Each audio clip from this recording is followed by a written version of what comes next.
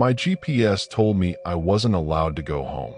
I laughed at first, the way you laugh when your phone tries to prank you, when Siri misunderstands, when the blue dot wavers over a puddle in the middle of the road. Restricted area. Rerouting. It blinked on the screen, bold letters over my familiar route, and I chuckled. That's absurd. My house isn't a government installation. It isn't a private military compound. It's just a street, a door, a mailbox. I tried again. Same message. The route shifted, forcing me down side streets, looping me around the block, past familiar intersections I had memorized since moving in. Each attempt ended the same way, restricted area. Rerouting. My laughter faded. I muttered, must be a glitch. Glitches happen. Digital maps glitch all the time. I leaned back in my seat, willing it to be nothing, willing the screen to relent. But the more I drove, the more impossible it became. Every possible route my phone could calculate, every turn it could suggest, led me farther from my own doorstep. Traffic? None of it mattered. Construction? No detours existed like this. Every satellite, every algorithm, every line of code seemed determined to keep me out. I tried unplugging, restarting, switching apps. Nothing changed. And then I realized, this wasn't a prank. This wasn't a bug. I was locked out of my own life, digitally exiled from a place I had always assumed I would return to without question. I looked out at the darkened streets, the familiar houses blurred in passing headlights, and spoke to the void, to anyone who would listen. Has this ever happened to you? Your home's suddenly not a destination. Because there's a creeping terror in being refused the place you've called home, even by a machine, even by something that's supposed to serve you. Somewhere inside, a knot of unease formed. Somewhere impossible, my GPS had decided I shouldn't go there. And as the night stretched on, I had to ask myself, why? Why? Of all places, would the system decide I was unwelcome at my own door? I live a life so unremarkable it almost hurts to describe. My house is the kind that blends into a row of identical buildings, paint fading just enough to look lived in, but not neglected. The lawn is trimmed neatly, though not obsessively, hedges shaped by a pair of blunt, rusted shears I keep in the garage. Inside, everything is beige and predictable. The couch has a faint stain that refuses to wash out. The fridge hums at exactly the same pitch every evening, and the floorboards groan in perfectly timed response to my steps. Nothing about it invites attention. Nothing about me is noteworthy. I wake at 7 a.m. every weekday to the same alarm tone I've used for years. Coffee, toast, checking emails that rarely demand a response. I walk the same routes through the neighborhood, nodding at the same neighbors, exchanging perfunctory good mornings with people who might as well be mannequins in their own lives. My work is equally unmemorable. I answer the same customer queries, file the same reports, repeat the same words over and over. By every metric, I should be invisible. By every measure, nothing about my life warrants notice, let alone interference. Sometimes I laugh at the thought. I should be the least consequential person in the world. If someone or something were cataloging ordinary humans, my file would be small, gray, and easily overlooked. I've become an expert at my own forgettability, a master of mundane consistency. The mailbox always gets its letters. The dog next door barks at the same hour. The wind taps against my window with the same rhythm. Nothing should go wrong here. Nothing ever has. And yet, that night, the GPS refused to acknowledge me. I tried another navigation app. That one hesitated, recalculated, blinked warnings, and finally spat out the same verdict. Rerouting, forbidden, inaccessible. I stared at the screen, trying to reconcile my own insignificance with the specificity of the denial. A system doesn't make mistakes like this. Not about a house. not about a person, not when there is nothing unusual to flag. I walked through the rooms of my house afterward, lights on and off, checking the locks, making sure nothing had changed. Everything was as it always was. My couch sagged the same way. My fridge hummed the same tone. The walls remained beige, blank, unassuming. The neighborhood was quiet, obediently normal. The streets outside curled around the block in perfect, predictable loops. And yet, the world outside the screen had shifted without explanation. A line of code, a satellite orbit, some invisible authority had decided that my address, my home, the only space I had ever really owned, was off limits. The absurdity of it made me laugh again, darkly, quietly, but laughter didn't erase the creeping sense that I had been singled out. If nothing about my life was supposed to matter, then why was I suddenly denied the place where it all existed? That question carried me back to my car, to my phone, and to another app that promised guidance. The screen glowed softly in the darkness, waiting.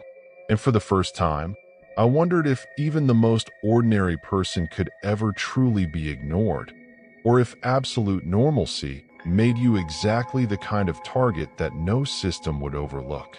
I opened Google Maps first, tapping my address with the same absent-mindedness I've applied 1,000 times before. The blue dot hovered near the curb. Then, nothing. The street stretched into gray nothingness.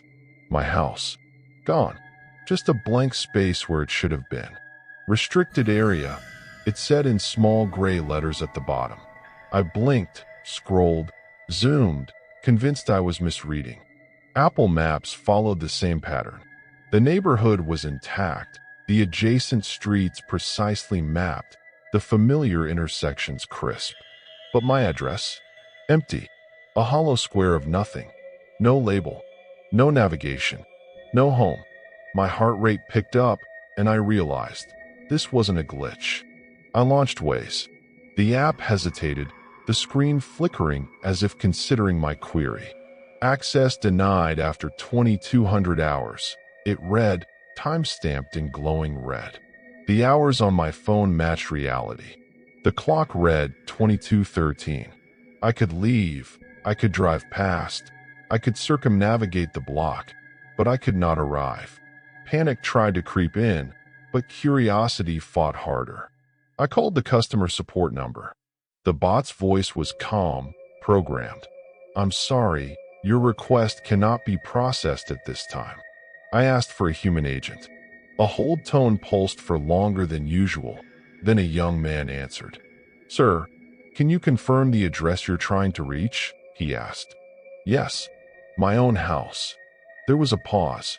Then, quietly, "Sir, our records show no residence at that location after last year." I laughed. "Last year? I've been living there for months." "Sir, I see. I'm afraid I cannot authorize directions or emergency routing to that location." I hung up, stunned.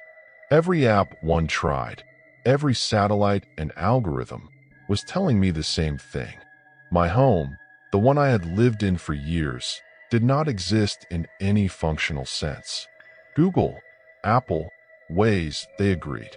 And when machines agree, it's not a glitch. I walked around the exterior of the house, trying to convince myself that the problem was purely digital. The streetlights flickered unevenly, shadows bending unnaturally. The curb I always parked along seemed slightly too narrow, the sidewalk subtly shifted. The air carried an odd resonance, almost a vibration, a hum that had not been there before. The lock on the front door clicked differently when I tried it, resisting my key for just a fraction of a second longer than usual. I checked the windows. Reflections weren't right. One pane mirrored my hand a second before I had raised it. Another caught my movement after I was already past. The world itself, the physical space I had thought was immutable, was beginning to behave inconsistently. The more I tried to navigate to my house, the more I noticed the small, almost imperceptible distortions in the environment. Street signs twisted slightly when I wasn't looking directly at them. Trees cast shadows that didn't match the angle of the streetlights. Even the familiar rhythm of the wind against the siding seemed delayed, as if time itself was misaligned. I realized then, with a sinking certainty, that this wasn't just an app problem. It wasn't a server error or a satellite glitch. Something, or someone, was coordinating the denial. My home, my address, my existence at that location was being actively restricted. And that realization made every shadow, every shift in air and light, feel like a warning. Every step I took toward the front door became measured, uncertain, as though the world itself would redirect me if I tried to cross the boundary. I backed away from the threshold. My hands trembled. My keys felt foreign.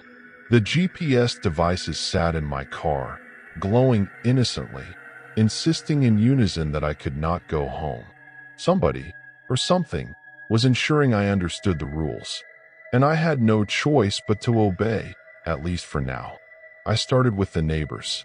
I knocked on doors I had passed 100 times without thought, faces I recognized from morning nods and muffled hellos.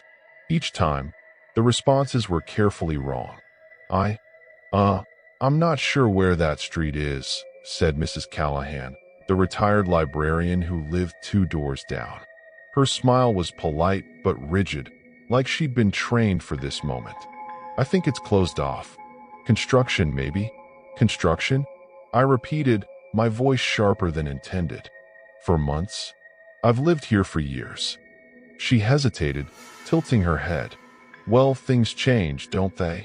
Then she turned, closed the door slowly, leaving me standing on the porch with the feeling of being politely, but deliberately, erased. I tried the delivery drivers next. Amazon, UPS, the pizza guy I always tipped when he remembered my name. Every single one refused to enter the street. Sorry, the UPS driver said flatly. I can't go past Elm and Fifth. Not cleared. Not cleared for what? I demanded. He shrugged, muttered something about GPS restrictions, and waved me off. I couldn't tell if he was afraid or trained not to speak.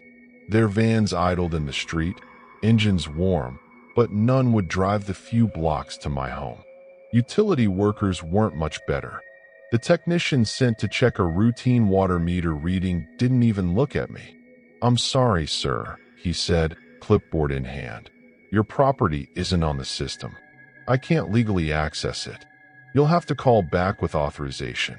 What authorization? I'm the account holder.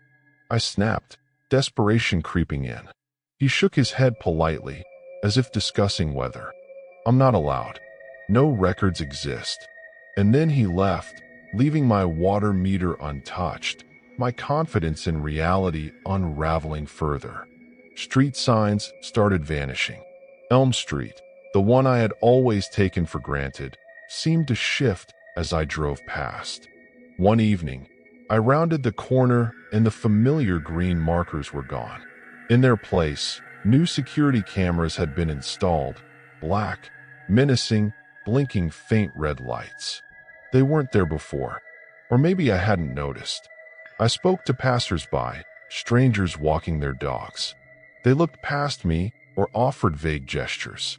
Down that way. I think it's back that way. Their voices were friendly but devoid of recognition. Their eyes skimmed past me, avoiding acknowledgement as if seeing me was an error in their reality. I tried to be subtle, to gather evidence. I snapped photos, recorded videos, noted license plates, jotting down every anomaly. Every detail suggested coordination, intention.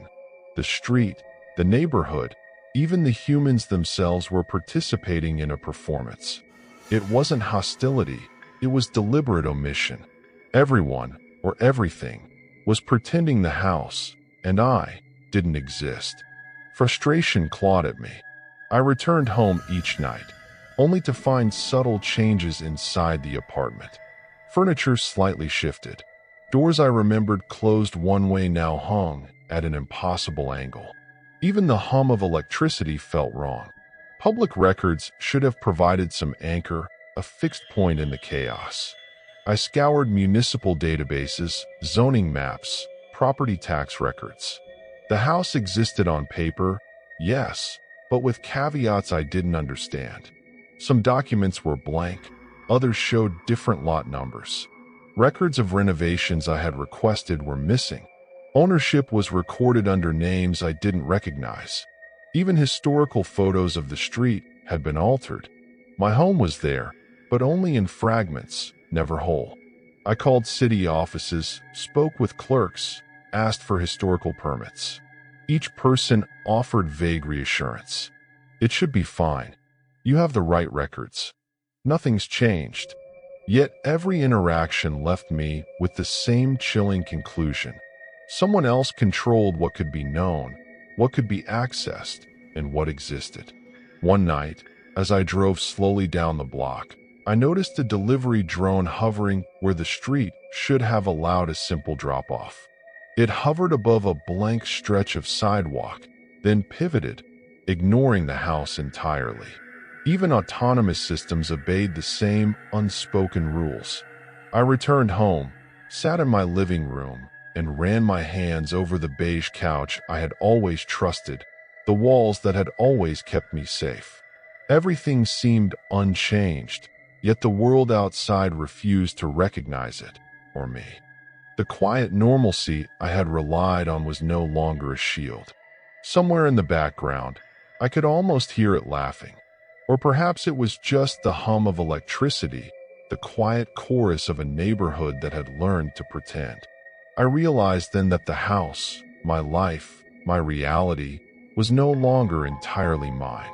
And so I began to dig, to search public records in every way I could. If the world had been rewritten to erase my home, there had to be a trail somewhere.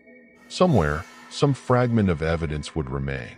And maybe, just maybe, I could find it before everything else denied I had ever existed at all. You don't need to die to be erased. I learned that slowly, methodically, with every click of the mouse, every call to a city office, every document that refused to acknowledge my existence. I started with property records.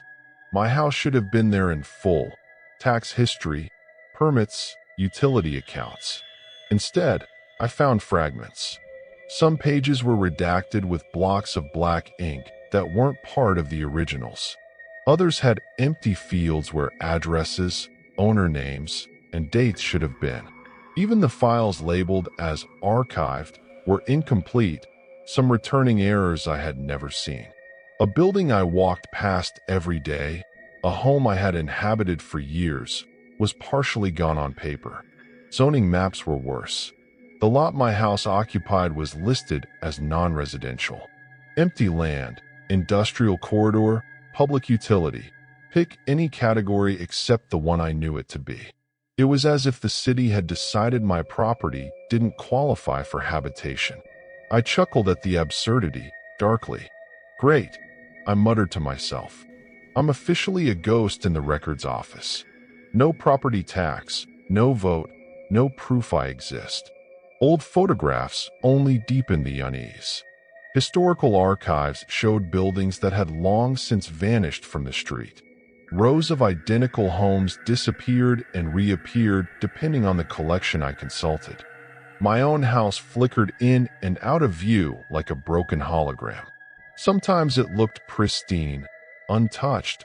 Other times, half demolished, the paint stripped away as if a demolition crew had come through and left nothing.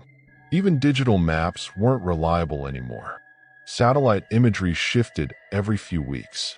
My home, my street, sometimes existed in high resolution, sometimes in a washed-out haze where nothing could be discerned.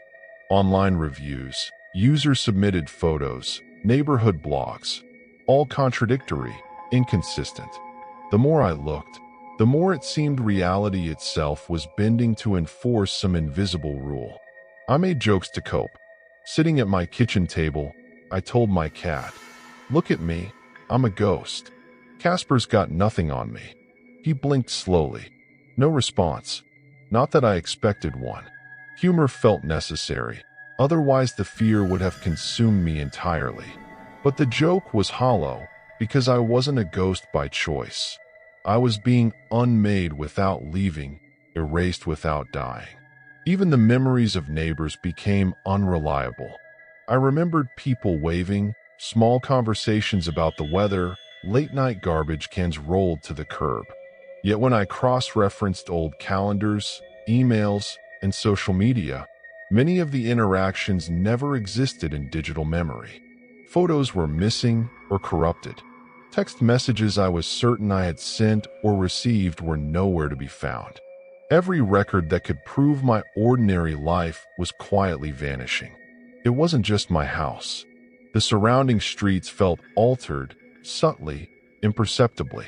Trees I was certain lined the sidewalks were gone in some photos. Street lamps had moved or changed design. Fences shifted angles. Even the shadows looked wrong at certain times of day. My memory screamed at me. I know this street. I know this neighborhood. But every authoritative source disagreed. And then came the first warning. A small envelope, postmarked from the municipal office, slipped under my door. The paper was crisp, official-looking, but the message was simple and chilling. Access to this location is restricted. Continued attempts to enter or claim residence may result in removal from official records and denied services. Compliance is mandatory. No signature, no department, no phone number. Just the words, typed neatly in black ink, leaving me to interpret both their meaning and the authority behind them. The envelope felt heavier than it should have, as though the paper itself carried judgment. I stared at it for a long time, holding it between my hands, the edges crumpled slightly from nerves. My own existence, my address, my presence, my right to live in this house, was now conditional. Conditional on what?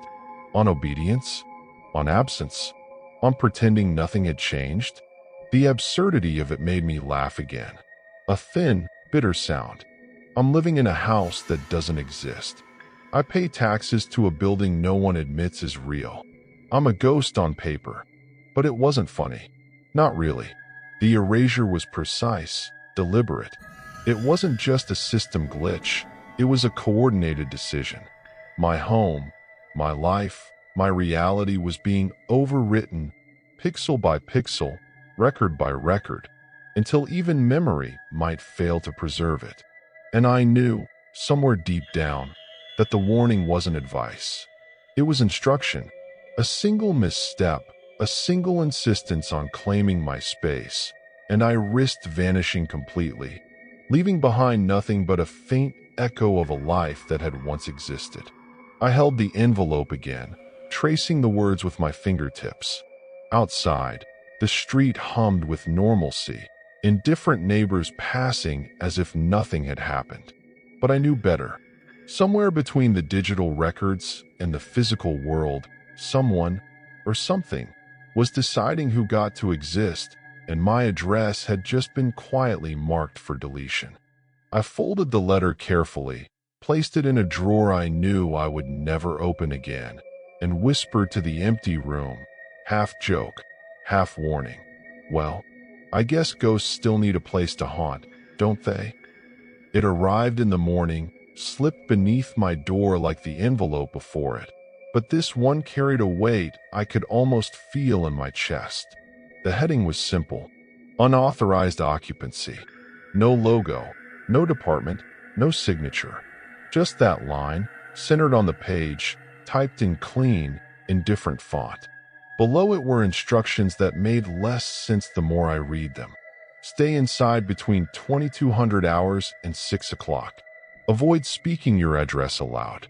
Limit contact with neighbors to essential greetings only.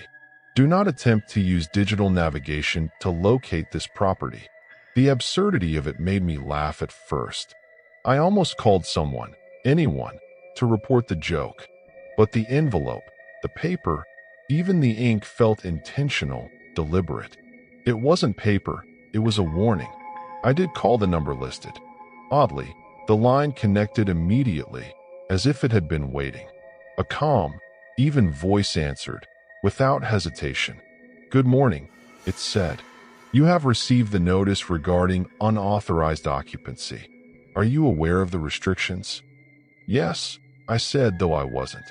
I don't understand. My house, my address, this is my home." A pause, almost imperceptible. Then, "Your home is recognized. You are authorized as a resident in physical terms only. Digital, municipal, and networked acknowledgement is conditional. You must comply with the instructions provided." I swallowed, trying to mask my panic with sarcasm. "Conditional? Like a trial period?" The voice didn't respond to humor. "Compliance is mandatory. Observation indicates repeated deviations. Corrective measures may be initiated if restrictions are ignored." I asked what corrective measures meant. The line went silent for a heartbeat. Then the voice replied, "It is in your best interest to maintain awareness of the rules. Details are not for disclosure." I tried pressing for clarification. Nothing. The calmness of the voice, the precise phrasing, the lack of identifying information, it wasn't rude. It wasn't threatening in the way we normally understand threats. But it conveyed a certainty, an authority that didn't come from any human office I recognized. I hung up, my hands trembling. The instructions themselves made no sense. Don't use your own address. Don't interact normally with your neighbors. Stay inside during certain hours. And yet every instinct screamed that these were not optional guidelines. Somewhere in the fabric of this system, somewhere beyond ordinary reality, rules existed, and I was already breaking them simply by being here, being aware, being myself. Later that evening, I sat on my couch, staring at the envelope again. The letter's edges were sharp under my fingers, more so than paper should feel. I could almost hear the voice in my mind, calm, precise, reminding me that existence was conditional. And that's when it hit me. This had happened before. Not to me personally, at least not in memory, but in the pattern of calls, of warnings, of odd letters left for residents who never existed in official files. I had read about it once in passing, a forum post about disappearing homes and restricted zones, dismissed as urban legend. The stories now had weight. They weren't warnings, they were templates. I had become part of the system's experiment, a node in some unseen network of containment. I leaned back in the chair, staring at the dim light reflecting off the beige walls. Everything about my life was mundane, predictable, and carefully ignored by the world, until now. And now, I was being watched, measured, corrected, all without explanation. Somewhere outside, the street carried on as usual. Neighbors walked dogs, cars passed by, the hum of electricity vibrated through the walls. Nothing indicated a change. Yet, in the center of it all, a single sheet of paper and a calm, unidentifiable voice had made it clear I was no longer entirely free. I was aware of the rules. I didn't understand them, but they existed. And the moment I realized that, a cold certainty settled over me. Breaking them, even unknowingly, was impossible to avoid. I started digging, tracing every lead I could find about the address. Public records, archived websites, old social media posts, anything that might indicate someone had lived here before me. What I found was a patchwork of absence. Previous tenants appeared in fragments. A name here, a vague forum post there, then nothing. Accounts deleted, photos vanished, messages removed as if they had never existed. The local forums were particularly strange. Threads titled "The Glitch House" or "Restricted Addresses in Our City" had been scrubbed of content, but cached copies hinted at the same pattern. People who moved in were rarely heard from again. Descriptions were eerie in their consistency. New residents reporting digital maps refusing entry, packages returned, utilities inaccessible. A subtle undertone of dread ran through every cached post, a warning encoded in absence. Missing persons reports lined up almost unnervingly. Names, ages, apartment numbers, everything matched former occupants of this street. Except the reports didn't acknowledge cause or circumstance. They vanished as quickly as they appeared, leaving families with no explanation, no trace of their loved one's last known location beyond the city's edge. I couldn't shake the phrase I kept reading, repeated in forum snippets and whispers in the archived posts. No one moves out. They're just removed. It wasn't metaphor. It wasn't hyperbole. It was the rule. Access is lost, records are altered, and the person ceases to exist in any official sense. The world outside adapts to their absence like it had always been that way. Urban legends surfaced, but they didn't feel like myths anymore. Stories of houses that refused delivery drivers, streets that became invisible to GPS, residents who disappeared mid-lease. They all pointed to a network of restricted spaces, places the world actively forgot. Each story hinted at the same sequence: relocation attempts, denial of access, subtle warnings, then disappearance. I realized I wasn't alone in this. This wasn't a one-off error, a digital fluke. It was a system, a mechanism, a pattern that stretched far beyond my own mundane street. And the more I read, the more I understood. There was a timetable, a countdown. Access didn't simply vanish. It was revoked according to a schedule I hadn't yet comprehended, leaving the occupants, once conscious, trapped in the impossibility of their own addresses. I shivered thinking about the implications. If these people hadn't moved out, if they had truly been removed, then my own entanglement wasn't just coincidence. It was inevitable. The letters, the digital restrictions, the GPS denials, they were part of a process I had stepped into unknowingly.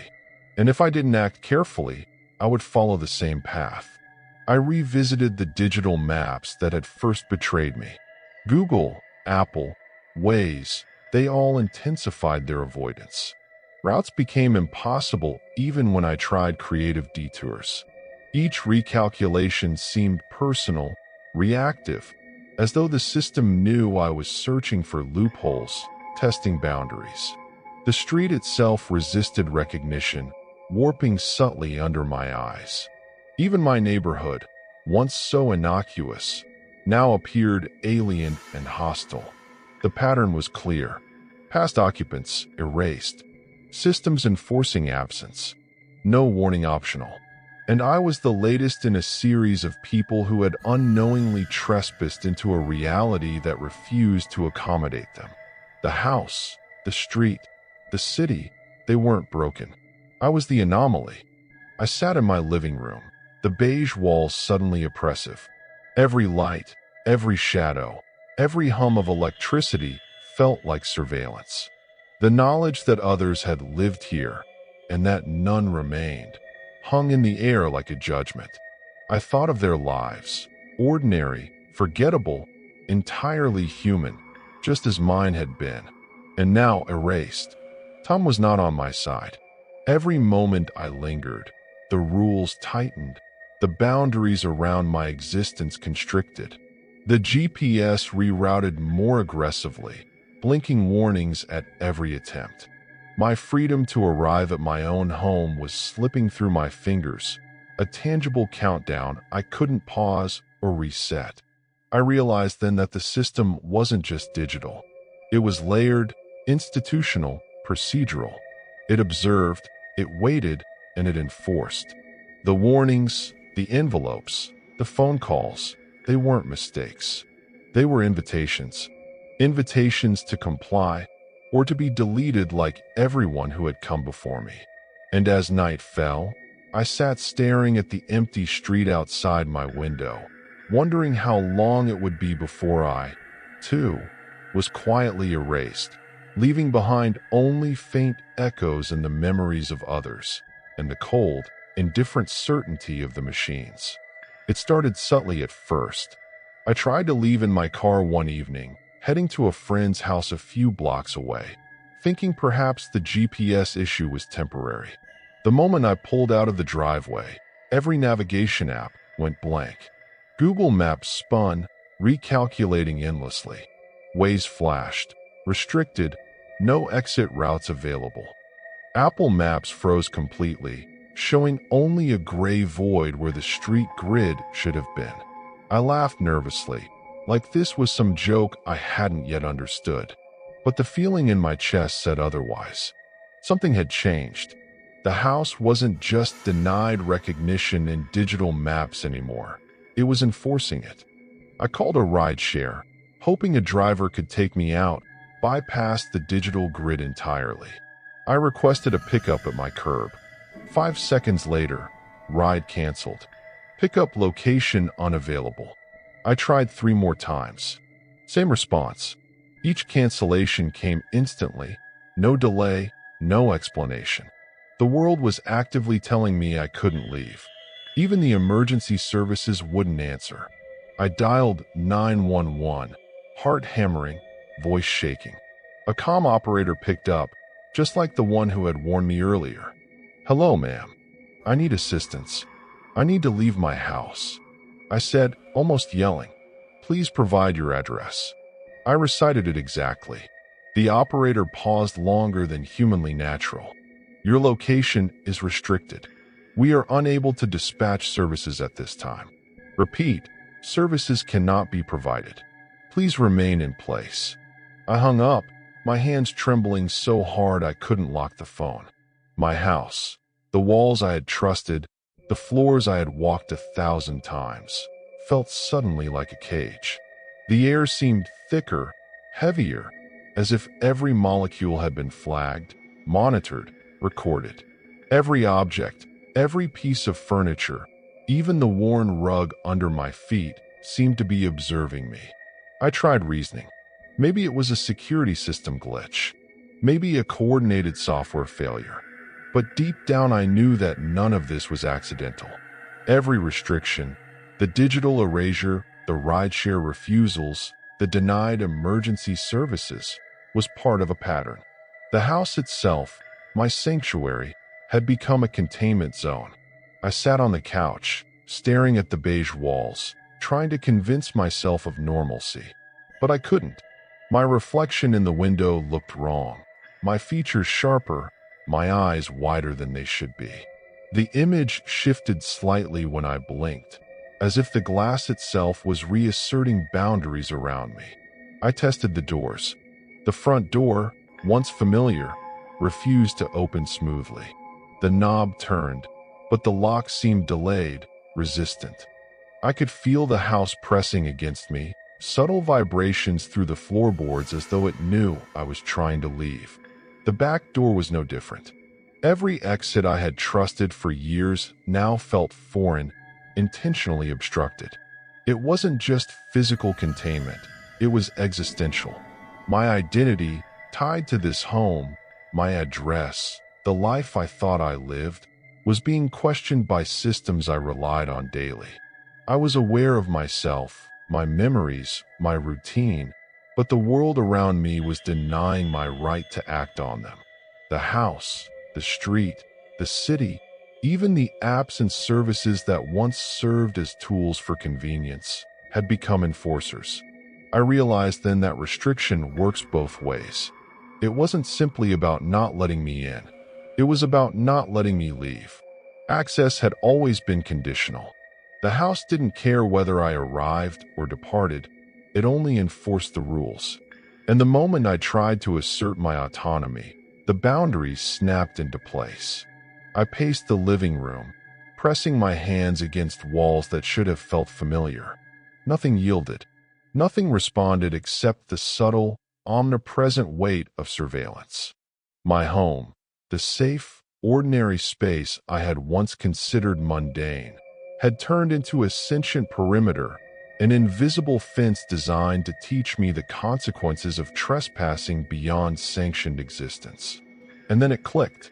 All the letters, the GPS warnings, the erased records, the vanished neighbors, they weren't isolated incidents. They were warnings leading to this point. My life, my routine, my identity had been building toward containment. The world had marked me, observed me, corrected me, and now the house itself was enforcing the ultimate rule: you may not leave. I sank into the couch, defeated. The beige walls loomed around me like silent sentinels. The hum of electricity felt watchful, the shadows of furniture rigid, purposeful. There was no panic left, just grim realization. Resistance was irrelevant. Compliance was the only variable the system would acknowledge. Outside, the street carried on as if nothing had changed. Lights glowed, cars passed, dogs barked. Everything appeared normal to an observer, but I was trapped inside a house that refused to recognize my freedom. My home, once a refuge, had become a cage, and I understood, with piercing clarity, that this was no accident, no glitch, no temporary error. It was the final enforcement of rules I had never been fully taught, but had already broken simply by existing. And in that knowledge, the truth waited to be revealed, just beyond the walls, behind the layers of denial and redaction, in the space between the familiar and the impossible. My life was no longer my own, and I was about to learn why. Someone has to live where others can't. That's the truth I finally understood, though it took days, or maybe weeks. Time had started to feel as fluid and unreliable as the maps and records that once defined my world. Certain locations, invisible in ordinary systems and ignored by most of humanity, exist to stabilize something beneath the reality we take for granted. A tremor, a pressure, a kind of raw chaos that will spill outward if left unchecked. These houses, streets, and neighborhoods aren't mistakes. They are containment zones, carefully chosen and enforced by the quiet architecture of digital grids, municipal oversight, and infrastructure itself. It isn't meant to punish anyone. It isn't revenge. It's simply functional. And for reasons I will never fully understand, my home was one of them. The letters, the warnings, the GPS denials, they weren't threats. They were instructions. They were the system's way of reminding the occupant that their life was now a variable in a delicate equation, a stabilizing force in a machine far larger than any one person could perceive. Every restriction, every erased record, every vanished neighbor I had discovered was part of the same process. The world isolates these homes, and those who live in them become part of the containment. I remember the moment it fully sank in. I was standing by the window, looking out at the street that no longer officially existed, feeling the walls press in like they had become extensions of the rules themselves. My ordinary life, the one I had considered forgettable, meaningless even, had suddenly taken on a weight I could not have imagined. I wasn't just living for myself anymore. I was living for everyone else. Every unrecorded footstep, every vanished neighbor, every corner of the restricted zones, they depended on someone staying, someone present, someone aware yet compliant. And there was no alternative. I tried leaving. I tried asking questions. The GPS rerouted, rides canceled, emergency lines refused. My body and identity had been corralled into this one role. Compliance wasn't optional. Existence was conditional. And in that moment, I stopped struggling. I accepted it, not with joy, certainly, but with clarity. My life was now a containment measure, and I could either resist and vanish or accept and endure. I won't pretend the fear disappeared. It didn't. Every corner of the house still feels alive, vigilant, as though it knows I understand my purpose. The walls hum quietly with presence, the floors creak in acknowledgement, and the hum of electricity whispers vigilance. But fear is tempered by understanding. This is the balance. This is the reason the system isolates locations like mine. Safety for the many requires sacrifice from the few. I keep the letters tucked away in a drawer I never open. I obey the rules as best as I can, though many of them are unspoken, learned by observation and careful experimentation. Sometimes I wonder if anyone else has been assigned this duty, if anyone else sits in their quietly restricted home knowing they are the hinge holding a corner of reality together. The thought is comforting and terrifying at once. I have made peace, as much as one can, with the fact that my life is no longer entirely mine. My friends, my neighbors, the world outside, they can live untroubled, unaware, oblivious. I am the one who remains, tethered to this house and its invisible mandate. And I realize that while the world will forget, distort, and deny this reality, I will continue, vigilant, a single constant in a space that cannot allow instability. If you are listening, I want you to understand this clearly. Some places exist to protect others from what we cannot comprehend. Some lives exist as a buffer, a line of defense against forces most people will never notice. And if your home ever begins to act strangely, if the maps refuse you, if doors and systems conspire to block your departure, know this: it is not malfunction. It is the quiet work of containment.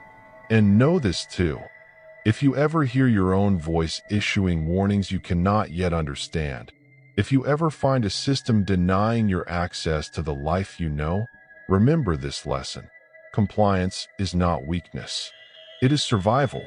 And sometimes, survival is measured not by freedom, but by being the one who must stay when no one else can. I've settled into a rhythm that I can only describe as quiet vigilance. There's no excitement, no drama, just a steady awareness that every action, every step within these walls, matters more than it ever should. Acceptance isn't joy, it isn't peace. It's a recognition that you are no longer living for yourself alone. You are part of something bigger, something invisible, and your compliance is the only thing keeping it contained. I move through the house with measured care, touching nothing I don't have to, speaking only when necessary, observing patterns in the walls, the light, the hum of the appliances. They respond, subtly, silently, confirming that I exist where I am meant to, doing what I am meant to do.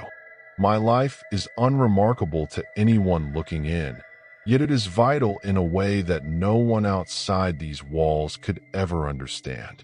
And that is why I'm speaking to you now, not to frighten you, not to entertain, but to warn. If your devices start to behave strangely, if roads, maps, or services begin to deny you access, if reality itself seems to hesitate when you try to act, listen. Do not test it. Do not fight it. Acceptance is the only shield you have. Compliance is not defeat, it is survival. Most people will never notice. Most people will live and leave without ever understanding the invisible rules that hold the world together. But if you do notice, if your GPS marks your home as restricted, if the routes you know so well are suddenly gone, if the voice in a recording or on a line sounds unmistakably like yours, know this: the system is already aware of you. The warning isn't a mistake, the anomaly isn't random, and the boundaries are no longer optional. Somewhere beneath the layers of maps, data, and digital grids, someone or something is watching. They are waiting for compliance. They are waiting for the choice that separates survival from erasure. And if you ignore the warning, if you fight or resist, the cost is absolute. So pay attention. Observe the limits. Follow the rules, even when they don't make sense. Because if your GPS marks your home as restricted, it's already too late to move.